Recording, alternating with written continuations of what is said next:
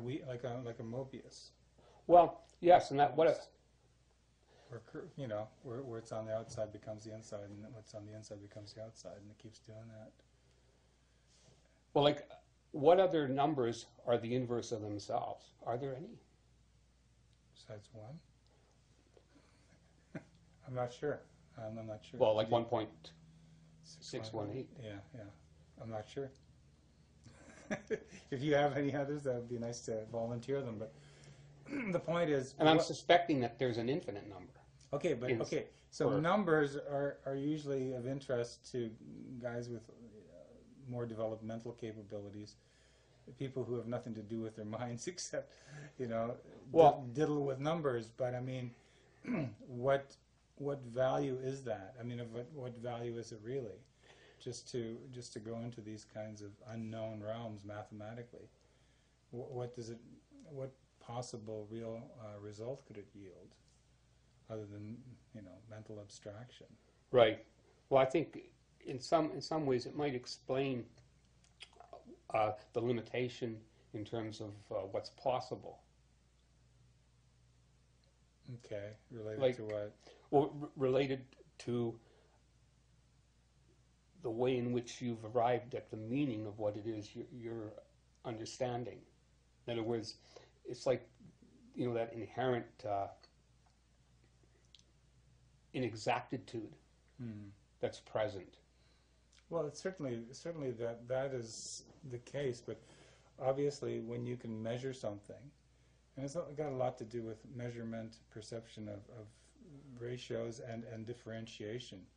I think mathematics has a lot to do with equalizing things, making things appear that appear different, equal to one another in some way, or differentiating things that are in fact unified, right. And somehow you try to break them up and try to make them distinct from one another, even though they're unified. But I mean, I just thought of something that was kind of maybe humorous. But here it is. I mean, you can measure things, but for example, what could you give in terms of mathematical values to, let's say, a kiss or a caress? How could you mathematically describe anything like that would be of any significance or any real meaningfulness? Well, how could you describe that mathematically and have it be of any real relevance? Or have it be of relevance, excuse me. Yeah, I guess how, if you were talking with somebody, and I guess you were saying, from a point of view of our common experience, that we have a concept of being happy. Right. Yeah. Right. And now you're going to give examples of what makes you happy, and that, Right. And so one of the things I noticed was that when I'm doing my drawings, and that certain moments come where all of a sudden there's this feeling, this type of happiness that I experience based on the concepts that I'm dealing with. And you sense in it what? But what is it that gives you the sense of well-being or happiness? Is it sensing that there's... Because you found a certain equilibrium in the work that you're doing, that somehow things are balancing, and therefore the sense of balance I guess I would say that translates to a sensation or feeling of... It's grounded. It's grounded in meaning. Yeah, so it's grounded in this experience of meaning. Whereas if you showed the same drawing to a dog, it would probably walk over it or not. Quite possibly. In fact, or a fly, even in my construction, exactly. Or people who don't know a thing about what you're doing. Even myself, in my construction of it, as I begin the construction, I don't have that feeling, and all of a sudden I get to a point in its construction where I observe something, and it supplies this meaning to me that I just didn't experience when I started out the drawing. And okay, so that's an interesting point. That is an interesting point, because now we're talking about the effects of mathematical and maybe metamathical mental operations. Well, I think when I say feeling, the reason I use the word feeling as a part of it, the feeling that's right, it has to do with that aspect of feeling that's intuitive. that has nothing to do with thinking anymore. In other words, my thinking has brought me to this point, and there's this meaning being supplied to me that intuitively gives me this deeper meaning about this construction. Which you can only feel, not think about. Right. In other words, thinking is bridged into feeling at a certain point, and with that feeling, then in effect, theoretically, let's just say, or as an example, would then that bridge from, let's say, higher thinking that you're talking about. Right. There's this level of deep thinking that suddenly bridges into a feeling that is maybe unattainable or inaccessible except through that kind of effort. Would that feeling also then, in a sense, bridge into something else? Intuition seems to be the bridge, because inner teaching, intuition, would that bridge into some kind of action that would be kind of co-creative with the whole process? In other words, I don't know if you jump up and down or whatever it is, but would it create out of itself a conscious action, and then that conscious action might create more, thinking and more feeling and so on. It's like that spiral we're talking about, where it's in a self-evolving kind of process. And so this metamathematics, for those who are practitioners of it, does that afford them the opportunity to access, let's say, parts of their own humanity or their being, whatever you want to call it, that helps to, I guess, in some way reprogram them or give them access to deeper programming possibilities within themselves as being? Yes. As a being? As a being. Yeah, as a being. And so this could, metamathematics could be used to consciously evolve ourselves? Is that what you're trying to say? As a potential? Yes. Well, my own belief is that, although it's not going to happen, Well, excuse. because it isn't happening right now. Well, maybe it's not happening. But a variation of it is possible. But you did suggest that there might be an inherent potential in it to be able to do that, and I've come to realize that the realm of higher feelings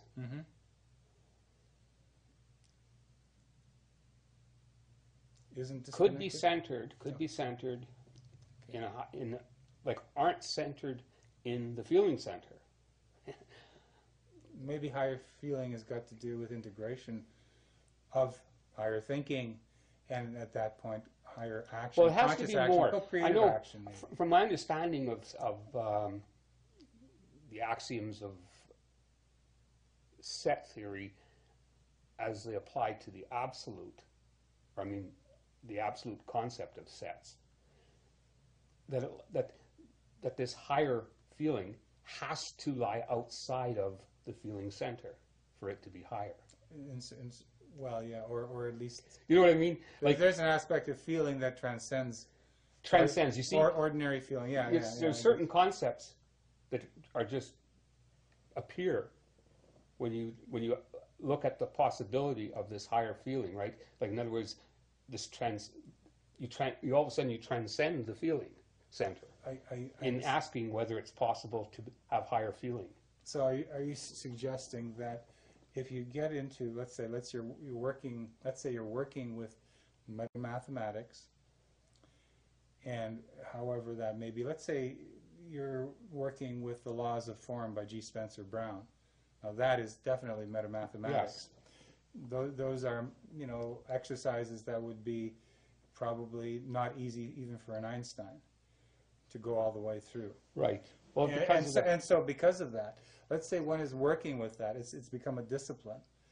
One has cleared one's mental flotsam and jetsam, one's sloppiness thinking, one's sloppiness in being attracted to thoughts in general that are associative, and one has cleared one's mind, which possibly is what the exercises are for in terms of metamathematics, is to open up the thinking so that actually new thoughts can be experienced or even brought into being. So, but at that That's what point, experience is. yeah, but at that point, it seems when you get to that level of deep meditation or mentation, let's say mentation, it seems to me what is implied here is that for it to go into the so-called transcendent aspect of thinking, it has to include deeper, higher feeling with it. It's not just conceptual. There is feeling connected to the thought now. It's an integral part of thought.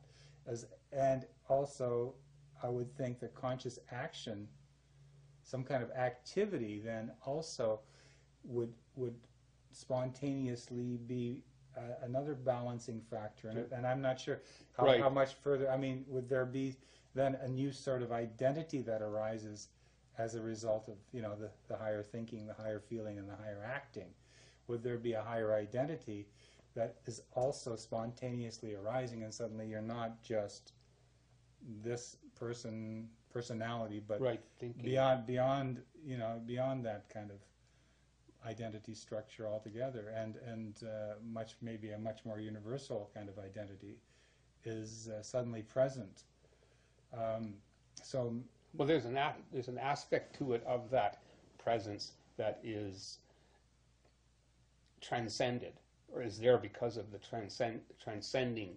Yeah, and the person of self. In a sense, the identity that is capable of being present for that higher thought, that higher feeling, and that higher action is not the same one as maybe started out. Right. It's you might say a refined and more developed identity that is more complete, and I guess it would be reaching even for greater completeness once one has established that sort of development.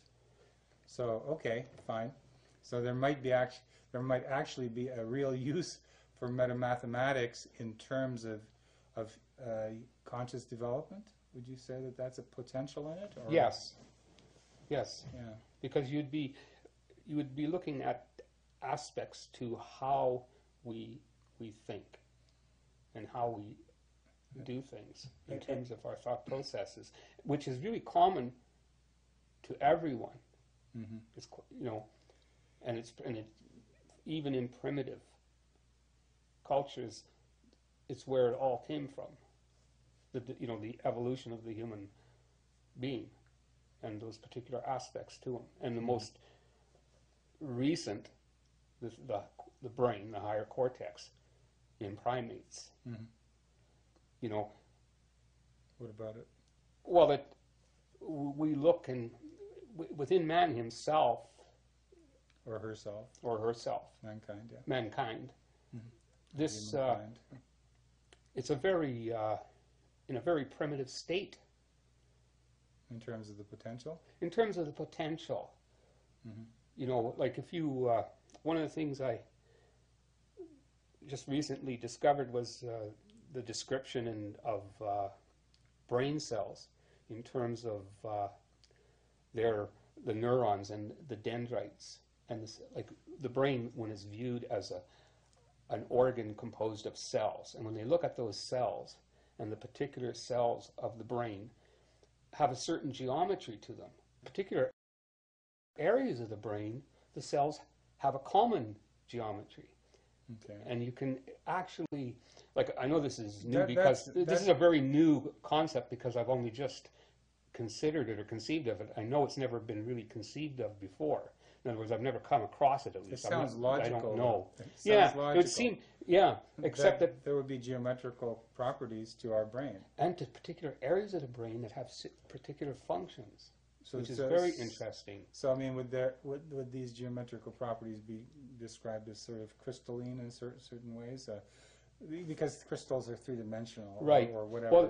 Well, one general way to view them would be to kind of consider the form of the dendrite itself, which is a nerve, and it's expressed or it's observed as being composed of horizontal and vertical extensions. Okay. And these extensions create form, give it a particular